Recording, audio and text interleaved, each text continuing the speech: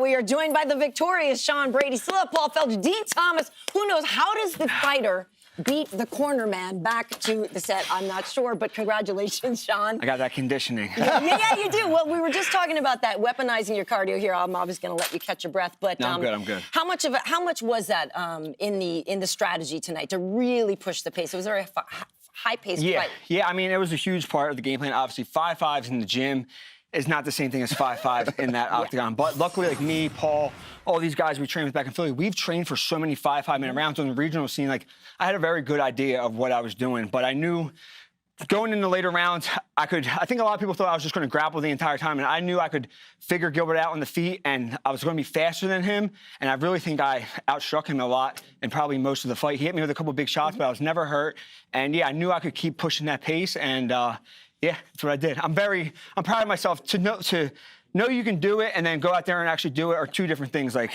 5'5" in a fight is like doing 10'5" in the gym. It's completely different. But I have an amazing team back in Philly. We don't have big sponsors.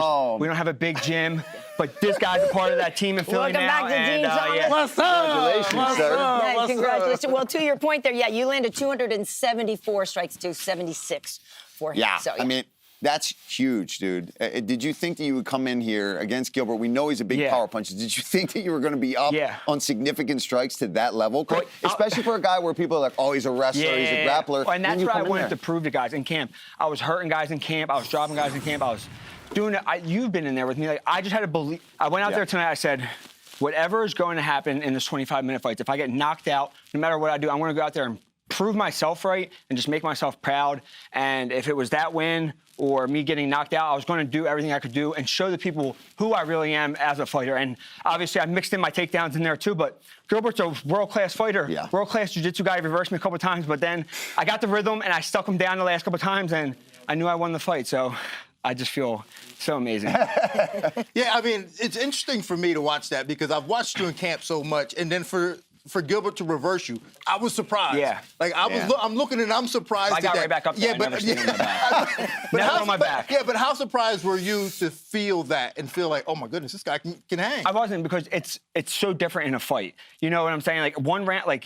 we were just about the rounds in gyms, rounds in fights, different people. There's guys who can fight amazing in the gym. They can't fight worth a shit in the cage. So, but Gilbert, it was just different. Like, he swept me a couple times, but like I said, I knew hit my back, right back to my feet. So, you know, you have said 9 times out of 10 you can beat Belal Muhammad, the current champion.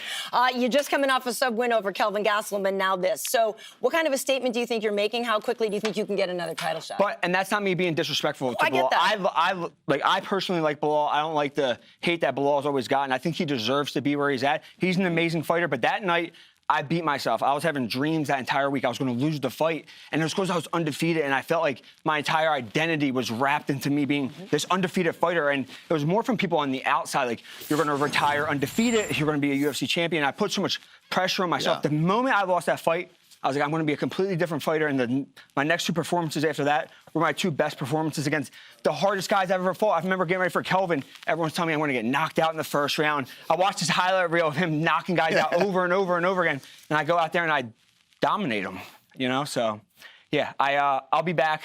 If Belal's still there, if he's the champion, I'll work my way to that. And if he loses and he's a #1 contender, and I'm coming up on that, we're going to fight again, and I'm going to have my own rematch story, which is going to be nice. He had his with Vicente. I'm going to have mine with him. Yeah. You know, the elephant in the room here is what I'm going to bring up because I feel like it's so thick in the air, and that is that you and Ian Garry seem to be on a collision course. What would you say to Ian after that performance? Well, International Fight Week, I knew Colby was not going to fight Ian Garry. Lloyd's our manager. I kept telling Lloyd, when this dude I'll fight Colby in a heartbeat. UFC, please, give me Colby. I will murder him. But that dude's not even ranked. He shouldn't even be ranked. When's the last time he fought? But me and Ian, we were going to I said, I will fight him International Fight Week. It didn't work out. We're on a collision course. He's undefeated. He's got a lot of hype. I thought he looked horrible against MVP. Joey Piper smoked some dude, and I watched that fight in the back with a bunch of people who I'm not going to say they are, but no one was impressed by him. And he just talks so much shit, and I'm not a fan of it. So I want to fight him. Well, when would you like to get back in there, Sean? I mean, I know you're a guy that likes to make sure that you do everything right, you have a proper training camp, but we're in what? Beginning of September. Yeah. I'm having a daughter. February 13th is our due date. I'm fighting again before I have my daughter. So then I can spend some time, stack some checks, spend some time with my daughter, with my wife, who been supporting me since I was an amateur, and now we're having a baby girl, and I'm so excited. But I want to fight one more time before then. So whether it's hopefully my hand got a couple of injuries, but December 14th could be a possibility. The last card in Tampa.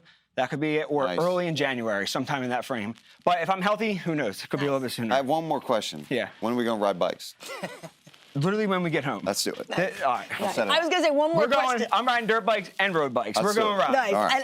And my last question, is it cheese whiz or provolone that you're supposed to put on a Philly cheesesteak? Which one? There's new cheesesteak spots with provolone. It's very good. Okay. It's very good. Yeah. I'm not a big cheese whiz guy. Yeah. You know. The real cheese question whiz. is ketchup or no ketchup. I do ketchup. I'm a I do ketchup guy ketchup too. too. Okay, so you heard it here. We support you on the ketchup. Yeah, for sure. Ketchup Yes, fried onions. all day. Yeah. Dean's an adopted Philly guy, by the way, now. Yeah. My man is in Philly all the I time. got the street so- cred now. But does he wear that ascot in Philly? No, they won't let me wear this when I'm in Philly, but I gave hear. Dean a large T-shirt that's about this. My man, you're an XL, brother. It's time to upgrade to the XLs. No. Your days of fighting are You over. stay with I those. know, trust me, believe me, It I know. just got cold in here. Still lightweight in here. In here.